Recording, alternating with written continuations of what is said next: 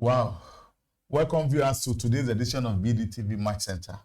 Well, I'm sure a lot of Nigerian fans are not happy. We are here to recover from the shock. But what do? We have to move on.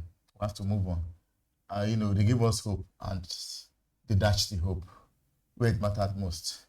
Well, we are here again to talk about, what played out and how Nigeria did not get the World Cup ticket. And hopefully people are now saying, okay, the 2025 AFCON should be a compensation, for missing out on the 2026 World Cup. But the World Cup is still the biggest football tournament. So even if you win the AFCON, I don't know that cannot be a proper compensation.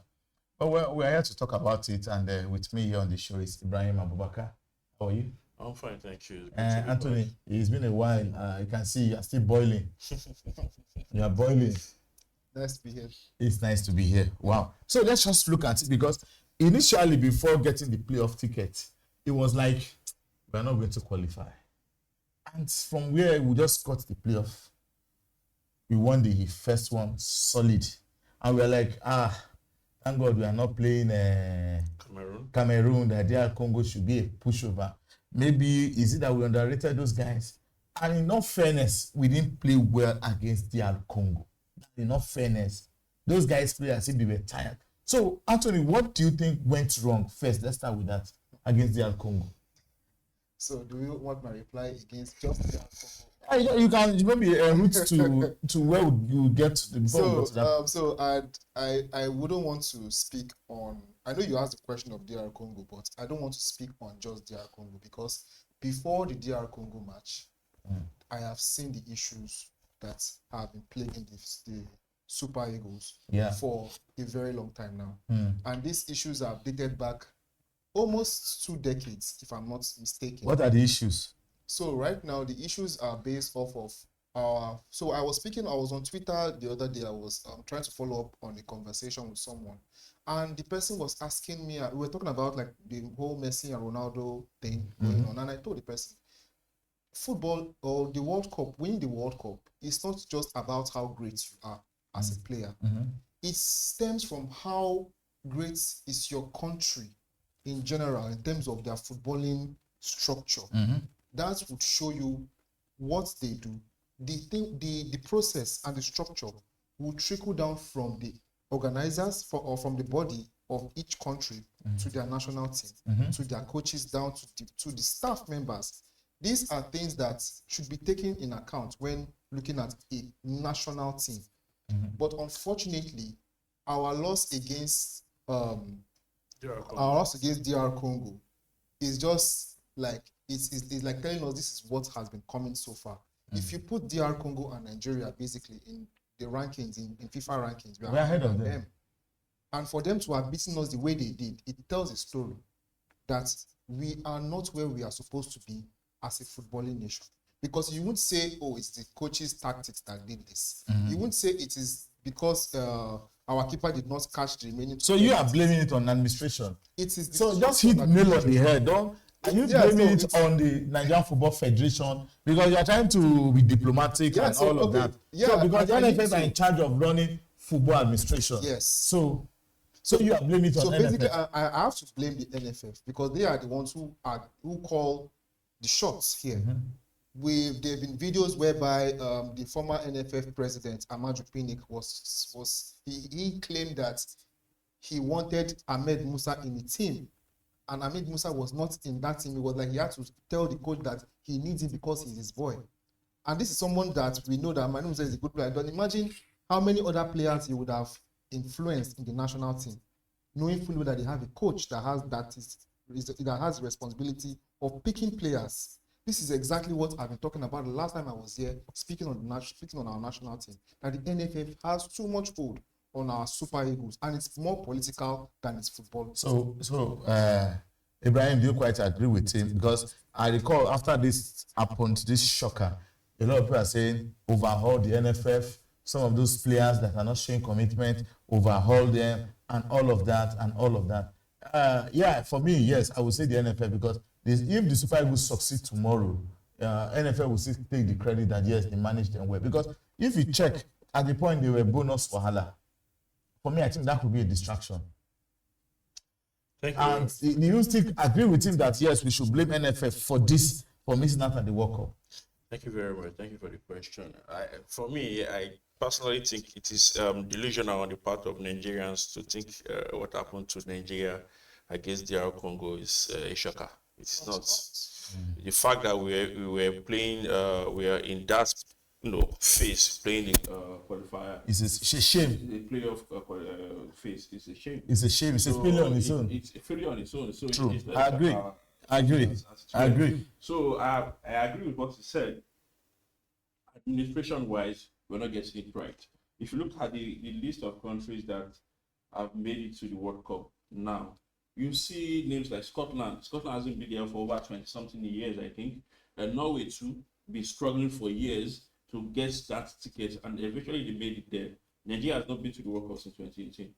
Yeah. And we know that when it comes to Africa's football and the global scene, Nigeria make it happen. Yeah. You saw what happened in Russia 2018. True. And I think Nigerians just as the highest sales. Yes. Yeah, I was there. You understand? So we should be able to command some of these things. If we can command economic prowess in terms of what the national team can do, then we should be able to show it on the pitch. The game in itself against DRC is a shame. We didn't play anything. No, we didn't play. It was poor. It was shambolic. Yeah, it became worse with the fact that Osimhen was not on the pitch. It became worse. There was no tactics. There was no clear-cut direction or where we're going. What we want from this game. Oh, we want to play penalty kick. Okay, why are we not having a true Ekong who we know can play penalty kick? And that is why, sorry to cut you short, I was going to go there because I watched that game. Even I'm not a coach. But it's like the coach himself does not have an understanding of the team. Yeah, it's just like Super Eagles was like a team that was on life support machine. You understand? The chances of surviving is 50-50. But if you look at it against the Congo, we had that at least 55% of surviving. The coach not starting Akko was a terrible mistake. The coach again, if you watch those guys, they removed their goalkeeper and brought they can. Why didn't you bring Ekong in? And again, when you are playing penalty, the first 2-3 people that will kick that penalty should be those that you know that they are good at scoring penalties. Why will Kevin Bassey, why does he play penalty? Why will the defenders kick the first penalty? So all these things, like what we said, all boils down to NFL because they're the one that recruited coaches and all of that. So what are the things they looked at when they want to recruit coaches for the national team? Do you understand? So I quite agree with you on that. So it's so painful that we are where we are now. So will you agree with people saying that they should overhaul the NFF? You have the AFCON in a month's time. Absolutely, 100%. So it's not. Is it the right time to do that? Just not. There's never a right time. There's never a right time. So if you say you want to wait till after AFCON, then what's going to happen? We are not going to the World Cup. So if you want to do it now, let's get it done now. So because again, you look at, it's not just the people. Look at former players from Ibrahim. Different generations. I had this interview. It's so sad with the NFF withholding players' bonuses. It's shameful. It is very shameful. And for me, I think there should be a forensic report as regards that because the president, Bola Ahmed Tinubu, is so passionate about sports, and I'm sure he's not happy with what is happening. But Ali, like what you said and what I said, taking drastic action first. Maybe I'm feeling that let's just go for the AFCON. And we'll have another 2 years to rebuild our sports. If we go for the AFCON, we should be a mediocre team. It should be a mediocre team. So why not just overhaul it now? And we can now blame that mediocrity on, we just overhauled. That's why we're having these issues. Because again, if you look at what we're doing in this country, it is not something to write home about at all. We cannot beat a JRC. We cannot beat South Africa. We cannot beat countries. Even the former coach of Nigeria, Benin Republic, I think, played wonderfully well. They scored more goals. You understand? And they did well in the group stage, and they were in fact they were just not happy. Left to the fact that Eritrea, left that qualification. Yeah, it would have been gone. Nigeria could have been gone. Yes, would have been gone. We had a second chance. We blew it. So I think this is where I come in. Sorry for cutting you short. This is where I come in. You see, we are talking about when Eritrea left the whole thing and we still did not qualify. This is what I mean. I'm sorry to say, but I did not No, want express Nigeria yourself. to be in this World Cup.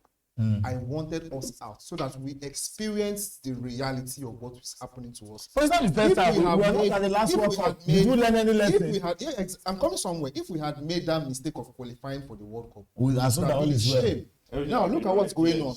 The under 17 that we have proud ourselves in over the years, we are not there. The under 21, the same thing. The women's national team, the same Nigerian thing. football is And look dead. at all this right now. They shan't. And what is it? Look at our national team. We change coaches like we are changing wears every single day. Is that how it's supposed to be done? Look at what's going on in England.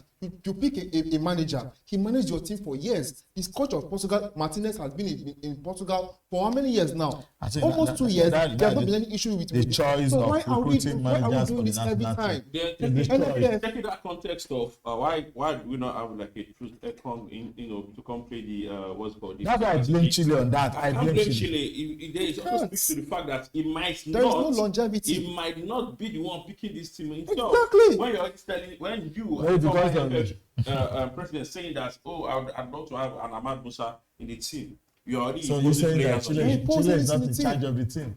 Obviously. It showed when they had the local version of the competition of AFCON, Chan, Nigeria could not beat Sudan. And it was disgraced. Chile was even disgraced. You It was the one understand? that We was had the almost 90% Remo Stars player. And what did the South African team, Mamelodi Sundowns, did to Remo Stars just recently? They were whipped. They took them to the cleaners. They trained them how to play proper football. Remo Stars, which you count as number one in the NPFL today, They were messed was up. demolished. Or demolished. You understand? So the quality of play is so You know, I understand the emotions, I understand the pains, I understand. And again, if you check, you know, there are different divides. Scrap the NFF, let's boycott AFCON. But again, me, I believe the best way to build is not to destroy, because it takes a long time to build, and it takes a very little time to destroy.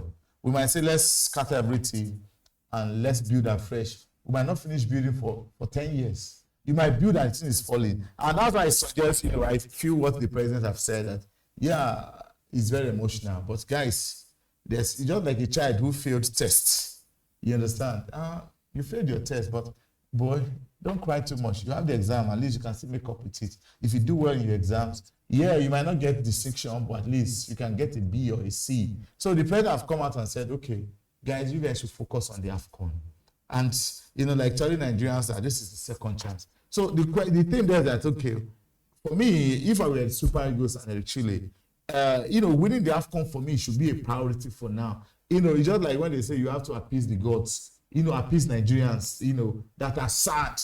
And if peradventure, you know, Gia said, looking at the caliber of teams that are there, so I agree with what I said. Nigeria is a big nation in football. It's just that we have suffered administratively, and that's our biggest challenge. We have what it takes. If those guys want to play with the right selection and everything, we have what it takes. Me, I'm saying that maybe switch to AFCON. Okay, if we peradventure win the AFCON, will it compensate for the World Cup? You know, failure to qualify for the World Cup. Again, it should be delusional. AFCON, you can't compare AFCON to the World Cup.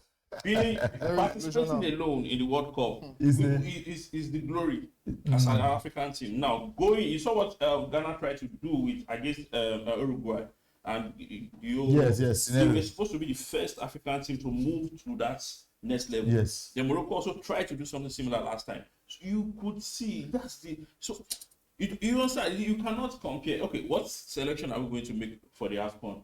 The reason why I say Chile is not in charge of that team is after Osimhen, who is the next 9? But he should have started. He should have started ACO. Osimhen was not fully fit. I understand if Osimhen was not fully fit because they played 120 minutes. Who is ACO in the first place? Where does that play? Now we have he's a striker. He plays for Serbia. If you take out Osimhen, ACO has not done badly. He's scored in his globally. Nigerian player. If you take out Osimhen, who is the next possible player who is performing right now as a striker? Not Tolu.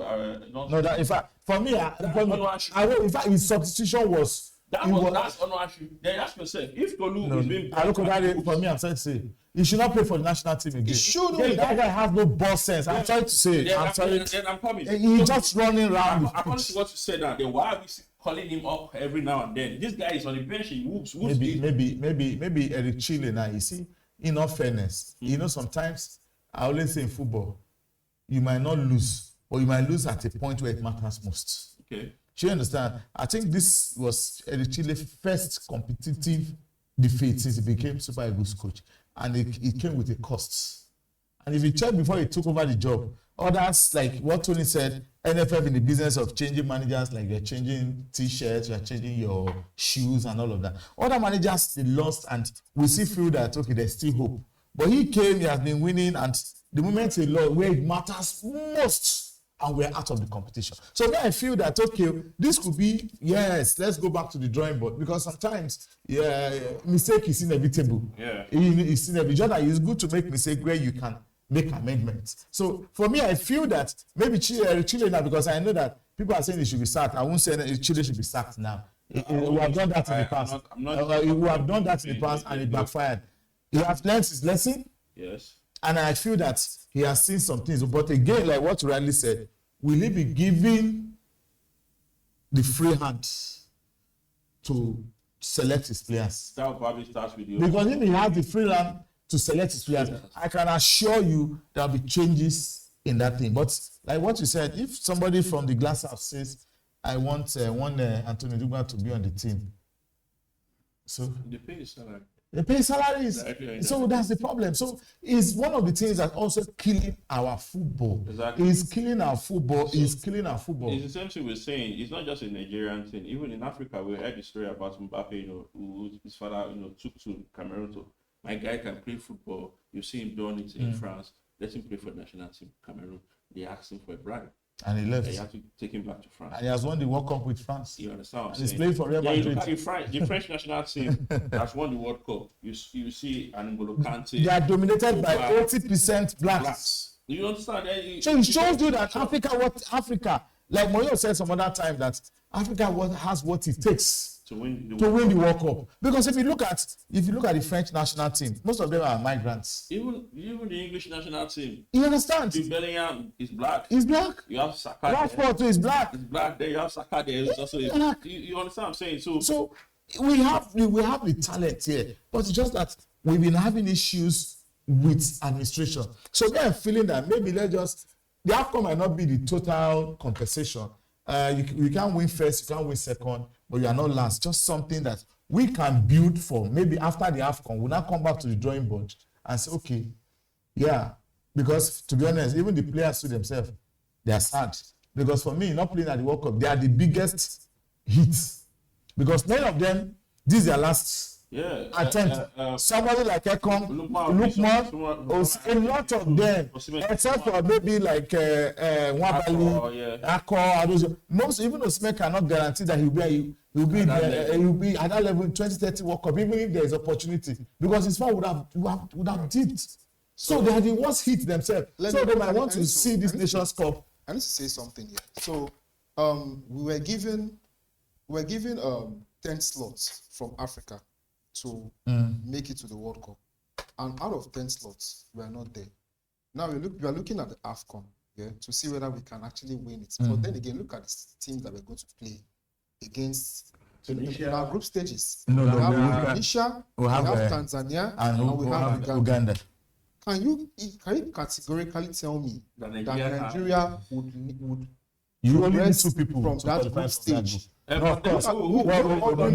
Remember, we underestimated Congo. Yeah. But if you go down the memory lane, there is no memory lane. If you go down the memory lane, there is no memory lane right now. They've been a nemesis to Super Eagles. If you go to down memory lane, they've been nemesis to Super Eagles. The thing is, even if you're going to lose, let us see that you give your best. That's the thing. I don't want to. No, they didn't play anything. No, I don't want to take a Nigerian team that will lose the competition. I understand if it could be fatigue starting because of the it could be fatigue. It was a 2-day difference. Yeah. They played 120 minutes. Yeah, it could be fatigue. Yeah, it could be fatigue. And how do we do that without knowing that it's only Osimhen we have in that squad as top 9? Then we have what do we do? We have a problem.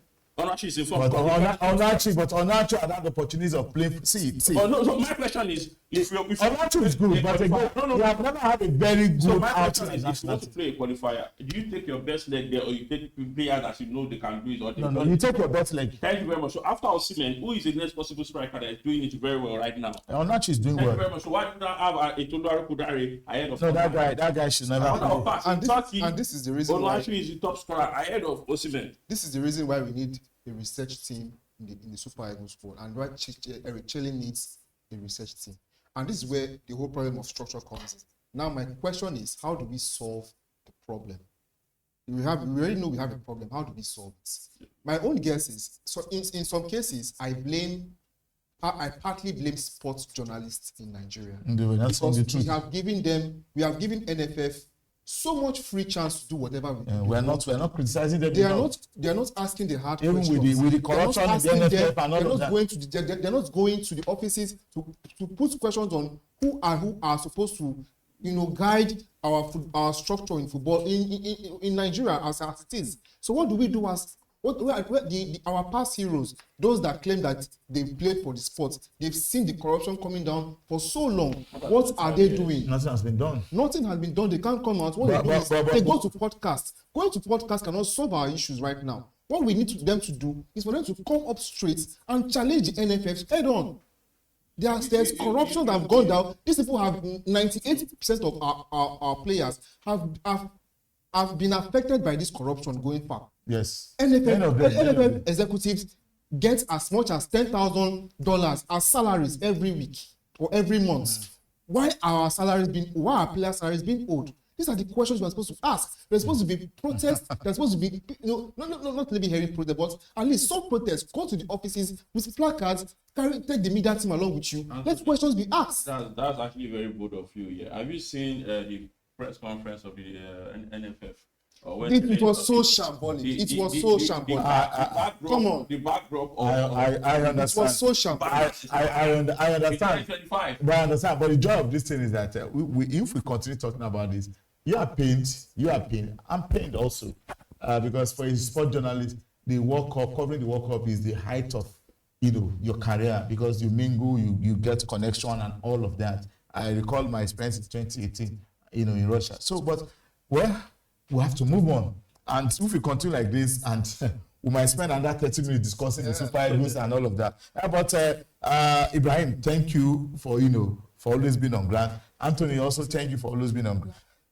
Viewers, this is how far we can go. It's painful, it's annoying, but let's just keep hoping. And I think our national team needs rebuilding. Maybe perhaps after the AFCON, maybe let's see if the AFCON glory can just be a sort of compensation for a lot of Nigerian fans. They were not happy for Nigeria not qualifying for the 2026 World Cup, and from there maybe we'll start from a new slate. Thank you for watching. Please stay tuned for next week for your best sports show, BDTV Match Center. My name still remains Anthony Nlebem. Cheers. See you next week.